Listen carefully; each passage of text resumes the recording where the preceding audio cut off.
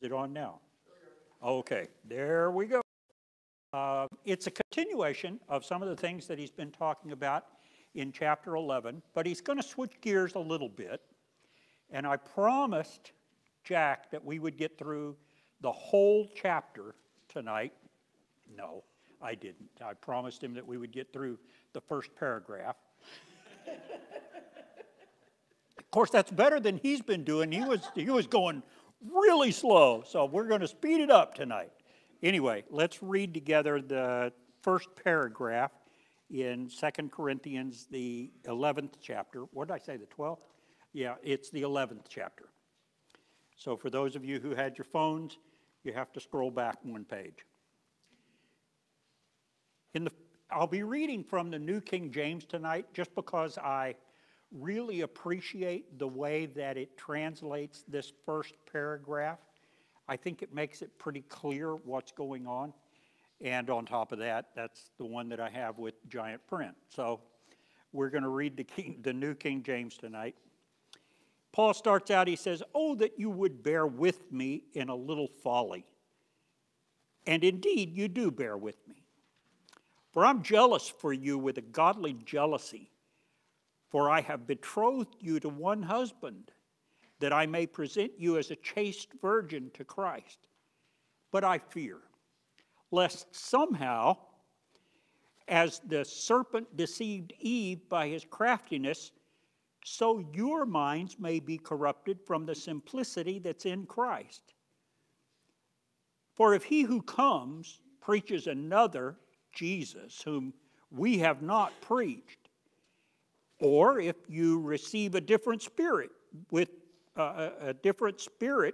you have not received, or a different gospel which you have not accepted, you may well put up with it." So Paul is a little worried about the Corinthians, and there's probably good reason for that. They've demonstrated that they can be caught up in what people have to say. So he says, "I'm jealous for you with a godly jealousy." Now, we don't typically, when we think of jealousy, think it's a good thing. We kind of tend to think of the green-eyed monster, and we're jealous. But that jealousy is not jealousy for someone. It's usually jealousy of someone. And Paul says, and I think it's true, I think it's a really good translation. He says, "I'm jealous for you." And the reason that he's jealous for them is he wants to present them as a chaste virgin to Christ. Comments? Yeah. Well, the marriage practices of that day, when the betrothal was made, it was almost like a full marriage contract. And a father of that one he's betrothed, get the shotgun, you better not come close. I'm going to protect the purity of my child.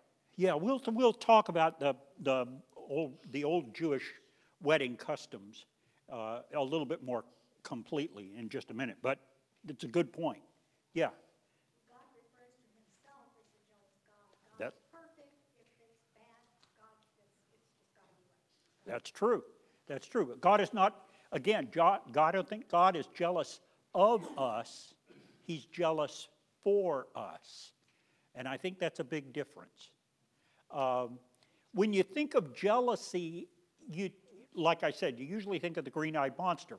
And in this case, jealous of them would, maybe it's the rejected suitor who really wanted to have them, but they have gone after Christ. And so the jealous suitor, in this case, maybe it's Satan, that's a jealous of someone. It could be that you would be jealous of the bride for having found a husband. And it could be that. It could be that you were jealous of the husband because the bride chose him. So So there are ways that you could be jealous of, but this is not jealous of, this is jealous for. Now let's think about the wedding ceremony as it generally went in the old Jewish customs. And this is one of the problems that we have when we read the Bible. There are so many things that we think we're familiar with. When I talk about Jewish wedding customs, I'll talk about something that is unrecognizable to us. This is not the way that my wedding went. So we have to understand that not everything that we think we know about weddings really applies here. And it's important for us, you know, when we encounter a word or a concept that we don't understand, we know that we don't understand it, and so we'll spend the time doing the research to try to understand the thing that we don't already understand. But this wedding ceremony, this is the wedding analogy, this is so dangerous because weddings are something I understand. I had one.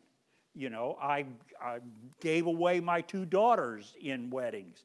I preached a bunch of weddings. So I kind of think I understand this. And, you know, most of us think, wedding? Okay, I know what that's all about. But the Jewish wedding ceremony or the Jewish marriage ceremony incorporated a lot of things that we don't think about. The first thing that happened was the groom and his father would travel to see the bride, or the intended bride, and her family, and at that time they would make a wedding contract. And if you've ever looked at Jewish wedding customs, sometimes it was actually a written contract.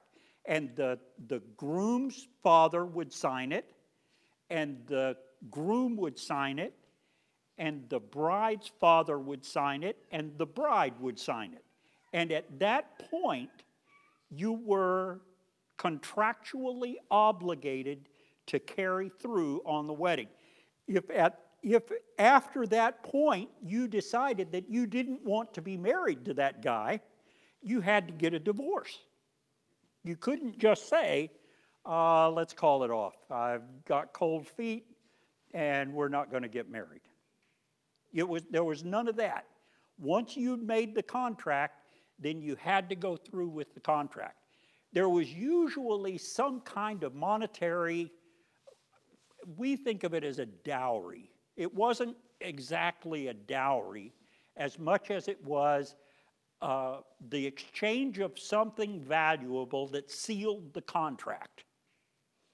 And typically it was a coin, and when the bride accepted the coin, that was a sign that she had accepted the marriage proposal. As I was studying for this, I have to tell you a story about myself.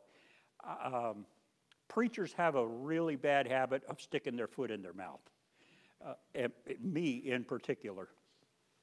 I had read somewhere about a man in an underdeveloped country where they still practice this dowry exchange at the wedding, and he wanted to marry a young lady whose self-esteem was just in the pit.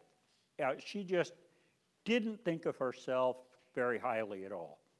But he thought she was the greatest thing going. So he went to marry her. He gave her father 10 cows as a dowry at a time when 1 cow was a traditional dowry. And after he gave her father 10 cows and she figured it out, can you guess what happened to her self-esteem? So now all of a sudden he has the most beautiful, well-respected, just lovely person for a bride. She carries herself in that way. She thinks of herself that way. So her self-esteem is all pumped up. And she goes around, you know, and I was trying to make the point, guys, if you want your wife to be really beautiful, then treat her well, you know, pay a high dowry for her. And I said I was really fortunate that I had married a 10-cow woman. Now, the point was a good one. It was well made, but if you ever thought about preaching, don't do that. Don't marry a 10-cow woman. So anyway, they would have this exchange of something valuable, and after the exchange and the contract was signed, then the husband and his father would go back home. And the groom, the husband-to-be, would start preparing a place for his new bride. And usually in many of the really small towns, that place that he was preparing as a home for his new family would be on his father's property, and many times even attached to his father's house. It was like he was building on an extra room. And he would prepare a bride chamber in this new dwelling place. And it wasn't until his father inspected the bride chamber and said, yes, it's good enough, then he would go and he would get his wife. He would go to her house and he would, they called it fetching the bride. So he would go to her house, he would bring her back. And there are all kinds of illustrations that you can draw from that, you know. Jesus signs a contract, or God signs a contract with us, and the valuable consideration that's exchanged as a part of that contract is Jesus. And so Jesus, after he's betrothed to us, goes back to his Father's house. He's preparing a place for us. So all of the language that you're familiar with about Jesus saying, I go to prepare a place for you, that where I am, there you may be also. All of that, you understand that in terms of this Jewish marriage system. And so once he has decided, once his father has decided that the bride chamber is ready, then the father says, go get your bride. And so Jesus says, when people were asking him about the timing of his second coming, he says, no one knows except the Father. He's going to decide. When everything is ready, he's going to decide, and I'll come back and get my bride, and I'll take her to be with me. So while this is all going on, the bride is preparing herself to be married. So she's preparing her robes, whatever they would wear at a traditional wedding. She is saying goodbye to her friends. She's having her close friends assemble around her. And many times her friends would start to stay at her house when it got like a year down the road, because that was typically how long it was expected to take someone to prepare the bridegroom or the bride chamber. So they would start sticking around, and then the groom would come, but the bride didn't know when he was coming. She knew it would be sometime, but really had no idea when he was going to come. And her bridesmaids, her friends, would be sticking around because they wanted to be there when the groom came to get his bride. Big time deal. So you get the parable of the wise and foolish virgins, okay? Well, when the groom would come to get his bride, he would come with a whole entourage of people, and generally one of them would be sent ahead as a harbinger of the groom. And he would go and he would say, the groom is coming, the groom is coming, all of that kind of thing. And the bride and all of her friends would get ready to be swept away so that they could go back to the groom's house. And when they got there, the groom and the bride would be met by the rabbi. the rabbi would take them under the tent. You've seen the pictures of Jewish weddings. There's a special name for that tent. I think it's called a chuppah, if I'm not mistaken. And the rabbi would perform the wedding ceremony, and he would give the groom the wine. The groom would drink it, then the bride would drink it, then the rabbi would drink it, and that signified that the marriage had happened. And then the bride and the groom would retire to the bedchamber.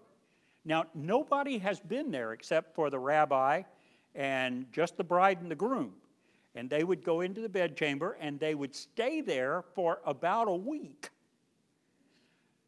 And then they would emerge after they had consummated the marriage, and then they would have a wedding feast. And that wedding feast would go on for sometimes a month. It would last for a long time. I thought it was expensive when my daughters got married. I didn't have to put those people up for a month. But that's the way it generally went. And you can kind of see a picture of what's going on with us. We've been espoused to God, and Jesus is to be our groom. He's gone to prepare a place for us. He will come back, and he will get us and take us to heaven so that we can be there with him. And there's this wonderful picture of intimacy in the wedding ceremony, and all of that takes place. So you understand, when you think about what the Jewish wedding ceremony was like, then you understand a lot of the imagery that Jesus draws on when he describes our relationship with him and God and what's going to happen in the future, and we look forward to the wedding feast and all of those kinds of things. Any comments? Yeah.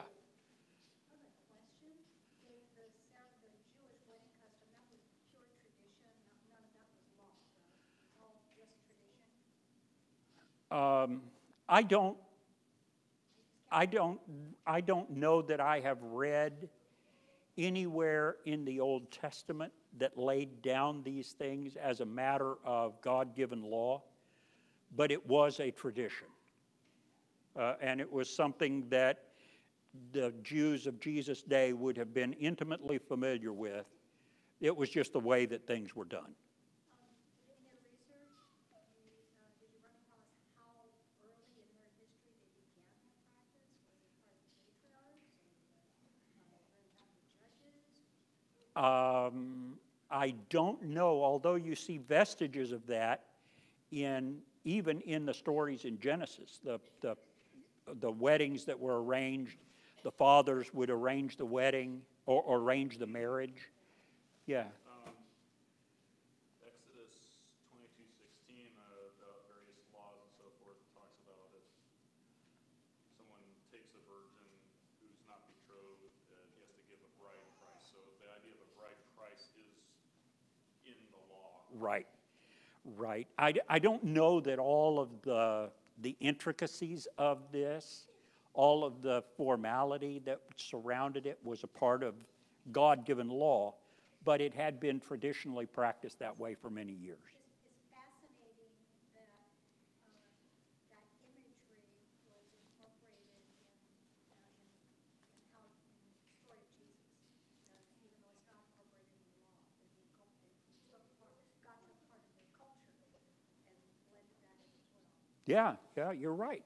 And Jesus was a master at taking the culture that they were familiar with and using that as an illustration of just exactly what he was talking about. So, I mean, that's really the thrust of a parable. You take popular culture and you illustrate a spiritual truth using what's extant in the popular culture. So, I'm not surprised that Jesus did that. And you know, the Jews were famous for establishing rules. So, yeah, I'm also not surprised that the Jews did that. But the part that I want you to see is that Paul says, you're espoused to God. I want to present you as a chaste virgin to Jesus. And it's really a little hard there because Jesus is also the valuable thing that's given in exchange. And he's the husband as well. You know, the analogies will break down if you press them too far. But Paul is saying, I'm jealous for you because I'm like the friend of the groom who's watching out to make sure that his bride stays faithful to this promise that she's made. She can't go and be someone else's bride. And it's important that the groom-to-be have someone that helps to watch out for her. It's kind of like, I think of Paul more as the big brother of the bride who is watching out for the bride. More that than he's jealous that the bride's going to be married to Jesus when the bride really ought to be married to him. So he's kind of the big brother in this illustration. Again, you can't take that too far or it'll break down. But I think really that's what Paul is saying. I'm jealous for you. I want to be sure that you remain the chaste virgin that you are now so that you can be married to Christ. And they have had problems with getting caught up and following after different things. And it seemed like anybody that came along, the Corinthians would just go following off after this new puppy that wandered into the neighborhood. And so Paul is worried about it. Yeah. Well, because Corinth is mixed of Jews and Gentiles, so not all of the one Corinthians would have the Jewish marriage ceremony, but there was similarities with the Gentiles. But as we see in Paul when he spoke to the Athenians, they were always wanting, the Greeks in Corinth would probably be not much different, they were always wanting to hear some new thing. Yeah. That was part of their cultural identity is Yeah, new things. and Corinth was a seaport town. So there was a constant flow of people in and out of Corinth. And seafaring people who had been exposed to all different kinds of things all over the world, they would come into Corinth and they would start talking about it, just like Athens. And the people would get caught up in it and they'd go following off after this new idea. But Paul, I think he's really trying to make the point that I was a sent apostle, and look at the way he describes the people that are trying to denigrate his apostleship, that are trying to lead the Corinthians away, that are trying to get them to follow them. He says, they came. They weren't sent as an apostle. They came there. And I get the impression from reading that Paul he says, I'm going to boast a little bit, okay? He says, bear with me in my folly. I think he calls it folly because there were some more important things that he really wanted to discuss, but he had to go back and do this. And so I think Paul wishes that he didn't have to spend any time defending his apostleship, but he's going to do it anyway because he's the big brother and he wants to keep them safe and he wants to explain why he wants to keep them chaste. So he says, bear with me in my folly a little. I don't think he's saying that it's not important. I think he's saying there are other things that I wish I could discuss that are more important than this, but I have to go through this. I don't know, does it bother anybody when you see the President of the United States, and it doesn't matter who it is, the President of the United States is going to lay a wreath at the tomb of the unknown soldier on Memorial Day, and the President walks kind of with his hands down to his side, and two uniformed military guys carry the wreath. They're walking backwards. The President doesn't even touch it. He just kind of walks and they do the work.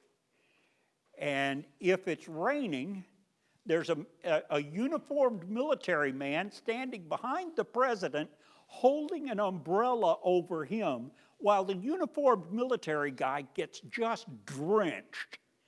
But he's not going to flinch because he wants to hold that umbrella over the president. That just always bothered me. I saw not too long ago a picture of a man who was standing behind a person on the street. This person was doing something of an official nature, making a speech or something. And the man walked up behind her and held the umbrella over her while she finished the speech. They were in the rain. And the guy, of course, is standing there. He's got on a suit and tie, and he's just drenched. He looks like a drowned puppy, holding that umbrella over the woman that was speaking. And I later found out that that was the Attorney General of the state, who happened to be walking by, and because he wanted to serve, he took his umbrella and held it over the woman that was doing the speech. She was a minor functionary in the government. He outranked her all over the place. I get the impression, Paul says, yes, I'm going to boast a little bit, but my boasting is holding the umbrella. It's not, look at how many times somebody held an umbrella over me. And some people look at a position as if it's an entitlement. That's what the false teachers were doing here in Corinth. They were treating their position as a means to be entitled to be served. And Paul says, I will boast, but I will boast in things that they would never boast about. Because they think that what I went through is an illustration or is a testimony to the fact that I'm not really an apostle. But Paul served. And so, as you go through the rest of chapter 11, I want you to kind of keep that in mind. Look at the number of times that what Paul boasts about, being shipwrecked, being beaten. You see, they would never have boasted about that, because that was a sign that you really weren't an important person, that you got beaten and you were shipwrecked. Okay? So Paul says, I will boast, but what I'll boast about are the things that the people that are trying to lead you away from Christ would not boast about, because they want to use you. They're just making merchandise of you. They're just trying to get you to follow them because they want to be somebody important. And I have to say, I have known some people in the church who just really wanted to be important, and the reason that they wanted to be important was they figured that entitled them to be served. And that always bothers me. That bothers me. Yeah, Brad, you. Okay. Any other comments? I don't know if you've seen that or if you've experienced it, but I sure feel like I have.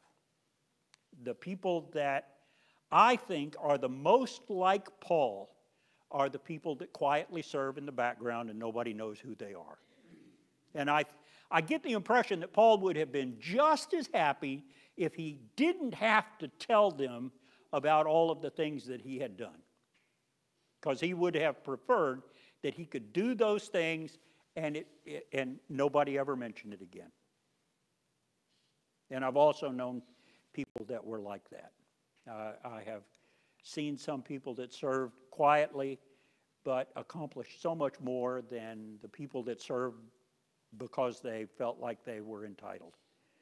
And I think that's the Apostle Paul. So I think that's what he's doing. Yeah. Philippians 2, verse 3 and 4. Let nothing be done with selfish ambition. 4. And neither your brother is equal or greater than your own. Yeah. We are not here to be served. I'm always impressed by Jesus at the supper when he takes the towel or takes his own garment and uses it as a towel to wash the apostles' feet. Yeah, Brian? No, I was thinking of the same example that, and he enforces the fact that greatest among them is he who is your servant. Right. And he asked them, what did I do for you?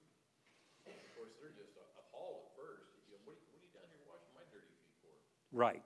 But he's trying to point out to them, because, and we all know this, as you read through the Gospels, there was always a little bit of bickering amongst the disciples, the inner circle, of who was going to be greatest. Who was going to get to sit on the right and the left-hand side, and Yeah. those kinds of things. And Jesus said, no, you've got it all backwards. Yeah, the greatest among you will be your servant. Yeah, comment? Did I see a hand somewhere? Like I said, if I don't have my regular glasses on, you're basically blobs, so you have to speak up. I can't always see hands. I don't always get to notice them. Let's see. Let's look at this one more time. He says, I fear lest somehow, as the serpent deceived Eve by his craftiness, so your minds may be corrupted from the simplicity that's in Christ. That word simplicity there is an interesting word. It's singleness. I don't think he's saying that the Christ that we know is a simple idea. Now, I believe that that's probably the case, that Christianity is at its real root a simple idea. Love the Lord God with all your heart, soul, and mind, and love your neighbor as yourself. That when you boil it down, that's about as simple as it gets. But I don't think that's the purpose of what Paul is saying here. I think his point here is, I want you to appreciate the singleness that is in Christ. You have one husband, and that's it. It's being espoused to the one husband for whom you keep yourself constantly pure, and on whose behalf I will watch over you to help you do that. Yeah. Paul put it in other places about when he talked about to Timothy about running the race, that you take an Olympic athlete that's training to run those races. They have that singleness of mind towards that goal. If they let themselves get distracted, I'd really love to eat that stuff, but and they've got to have that self-discipline and singleness of mind to put aside those temptations to get off the regimen for achieving their goal, because it'd be very easy to go off that regimen. And Yeah. the successful ones stay single-mindedly in that regimen for success until they run the race. Yeah. I hear the Corinthians looking for the new way to do things, the new way to worship, and the new way to this and that's old-fashioned, and this is the new way. And Paul's pointing out there isn't a new way, there is the one way. It's just this. Yeah. Stay here, not here. Yeah. Yeah, you're not constantly looking for something new. Okay?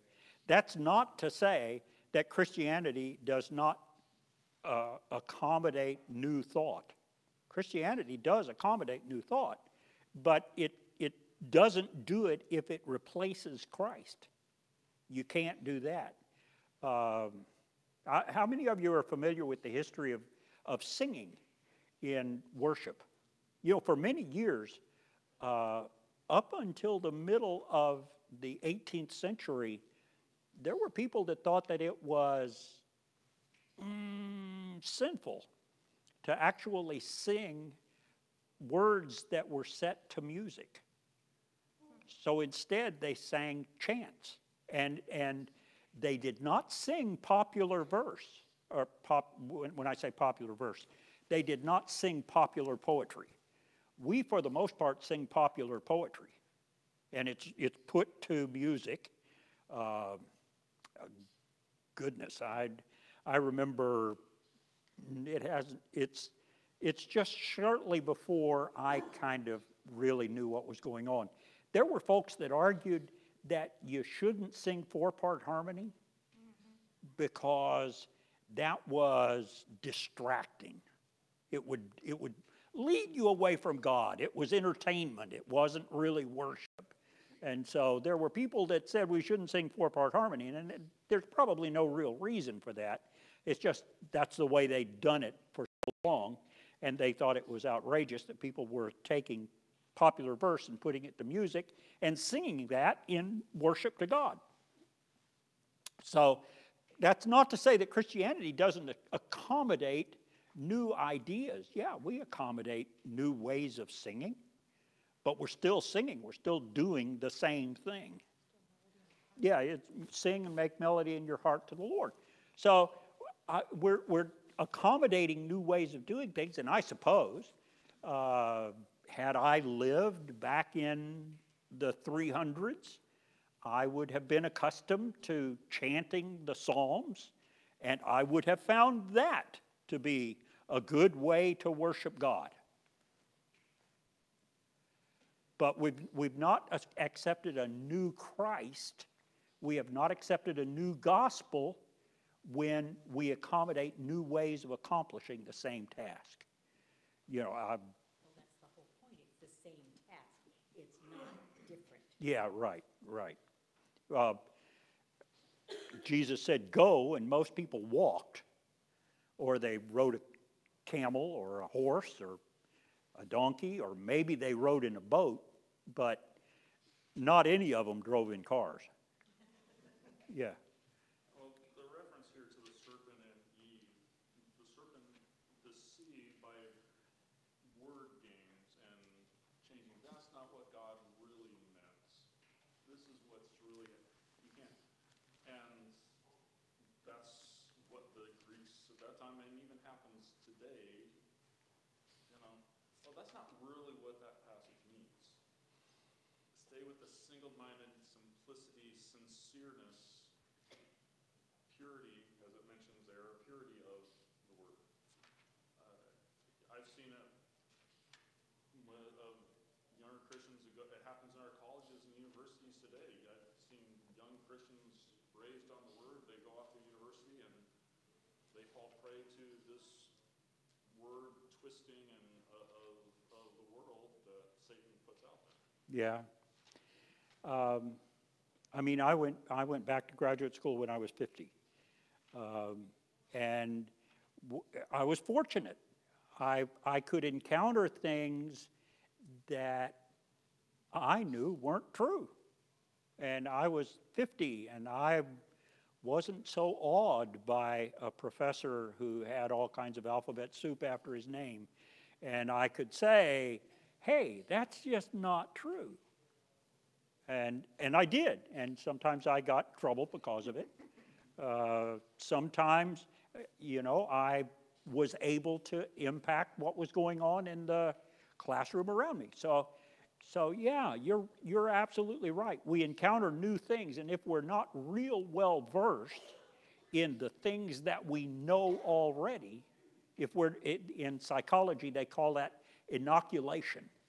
If we're not inoculated against what we're going to hear, we can get caught up and we can get swept away, and we'll follow just about anything.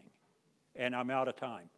Everybody's moving around, and there are probably kids out in the foyer that are waiting to come in. So thank you for your comments, and Jack will be back next week.